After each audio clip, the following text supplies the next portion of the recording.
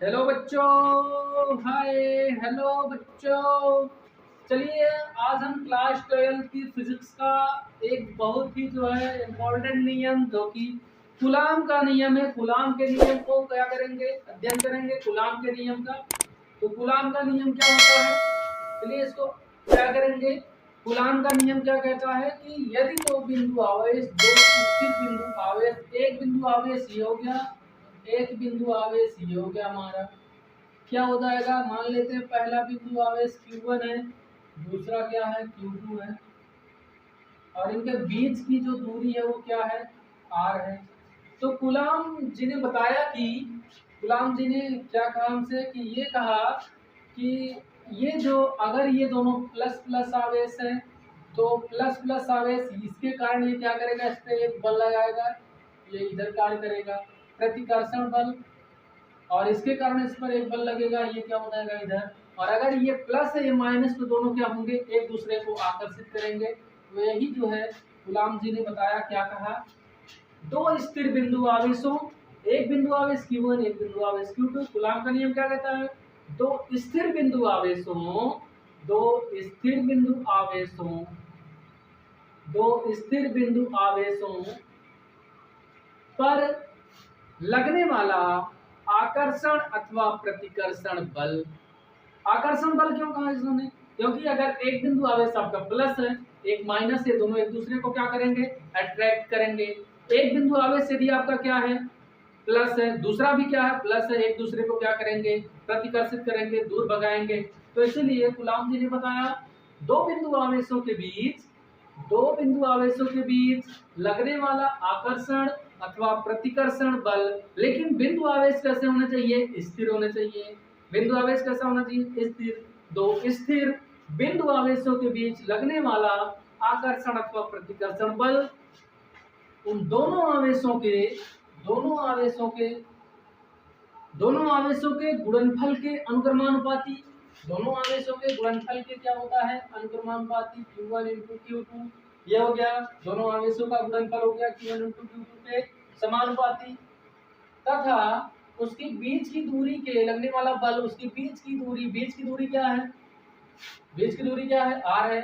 R के वर्ग के व्युत्क्रमानुपाती, R का वर्ग, R का स्क्वायर मतलब R के वर्ग के व्युत्क्रमानुपाती होता है। यही क्या है, कूलाम का नियम है। तथा लगने वाला बल क्या होता है, अक्ष के अनुदिश होता है, मतलब इसी अक्ष पर ही कार्य करता हो जो लगने वाला बल है। ये नहीं कि कहीं चाहे जहां कार्य करे, नहीं नहीं, कहाँ कार्य करेगा, इस अक्ष के अनुदिश ही कार्य करेगा। मतलब दो बिंदु आवेशों के बीच कार्य करने वाला आकर्षण अथवा प्रतिकर्षण बल उन दोनों बिंदु आवेशों के बीच की दूरी के वर्ग के व्युत्क्रमानुपाती तथा उनके आवेशों के गुणनफल के समानुपाती होता है, ऐसा भी बोल सकते हैं हम। दूसरा क्या कहते हैं कि दो स्थिर बिंदु आवेशों के बीच लगने वाला आकर्षण अथवा प्रतिकर्षण बल उन दोनों आवेशों के गुणनफल के समानुपाती तथा उनकी बीच की दूरी के वर्ग के व्युत्क्रमानुपाती होता है। तो अगर ये बल जो है F समानुपाती क्या हो जाएगा, Q1 Q2 बटे में R स्क्वायर, तो या फिर बराबर लगाएंगे, एक नियतांक आएगा K, जो K इंटू Q1 Q2 बटे में R स्क्वायर। ये निकल कर आया हमारा क्या, कूलाम का नियम हुआ। यहाँ पर हमारा क्या हो जाएगा, K क्या है, एक नियतांक है, K इक्वल एक नियतांक क्या होता है 1/4 पाई एप्सिलॉन नॉट, ये होता है, ये क्या है एप्सिलॉन, एप्सिलॉन नॉट, क्या बोलते हैं इसको, एप्सिलॉन नॉट कहते हैं। इसे क्या कहते हैं, निर्वात की विद्युतशीलता कहते हैं। एप्सिलॉन नॉट जो है हमारी क्या होती है, निर्वात की विद्युतशीलता। चलिए जो है इसके लिए हम क्या करेंगे, तो इसका दूसरा स्वरूप क्या हो जाएगा, F बराबर 1/4 pi epsilon nought into Q1 Q2 बटे में R स्क्वायर। दूसरा स्वरूप ये हो गया। तीसरा स्वरूप क्या हो जाएगा इसका, 1/4 पाई एप्सिलॉन नॉट का मान जो होता है वो 9 गुणे 10 की घात 9 के बराबर होता है। तो तीसरा स्वरूप इसका हो जाएगा हमारा क्या, F इक्वल टू 9 गुणे 10 की घात 9 इंटू Q1 Q2 बराबर बटे में क्या, R स्क्वायर। दूसरा स्वरूप क्या करेंगे, एप्सिलॉन नॉट जो है, जो निर्वात की विद्युतशीलता हमारी क्या एप्सिलॉन नॉट, उसके लिए उसका मात्रक, उसका व्यंजक प्राप्त करेंगे, उसकी बीमा निकालेंगे, सब कुछ हम देख लेंगे। तो एप्सिलॉन नॉट का एप्सिलॉन नॉट का पहले निकालेंगे मात्रक, मात्रक निकालेंगे। मात्रक क्या हो जाएगा, फार्मूला क्या है, F equal to 1/4 pi epsilon nought into Q1 Q2 बटे में क्या R स्क्वायर। एप्सिलॉन नॉट पे इधर ले जाइए, एप्सिलॉन नॉट हो गया तो Q1 Q2 बटे में F इंटू R स्क्वायर, और ये क्या हो गया 1/4 पाई। ये तो हो गया हमारा क्या कांस्टेंट हो गया। Q1 Q2 क्या है, आपके आवेश हैं, और आवेश का मात्रक क्या होता है, कूलाम होता है।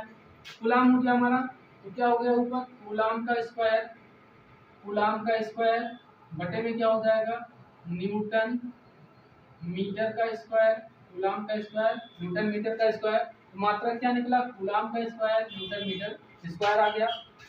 बीमा निकाल लेते हैं, बीमा क्या हो जाएगी, बीमा निकालेंगे इसका, कूलाम की बीमा क्या होती है ए टी होता है, और न्यूटन का क्या हो गया, बल की बीमा क्या होती है M L/T-2 हो गया, और यहाँ मीटर स्क्वायर का क्या हो जाएगा L स्क्वायर हो जाएगा।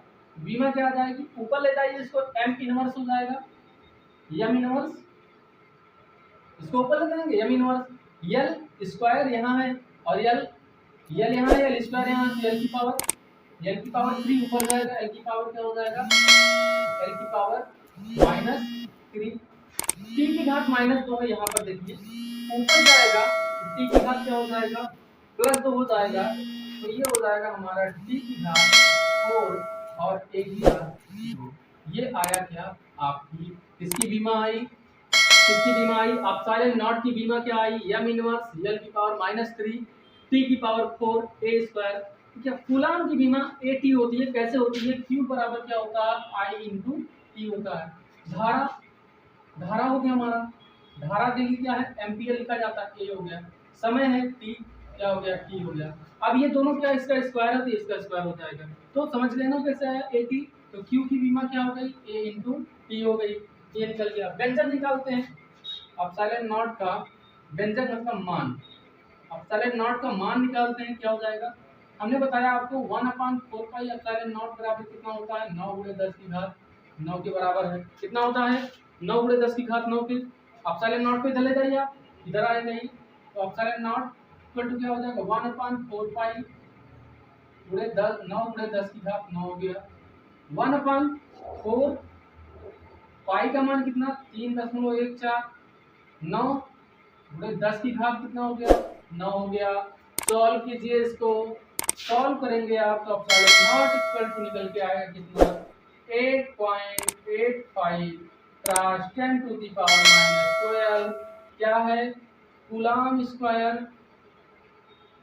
कूलाम का स्क्वायर प्रति न्यूटन मीटर स्क्वायर।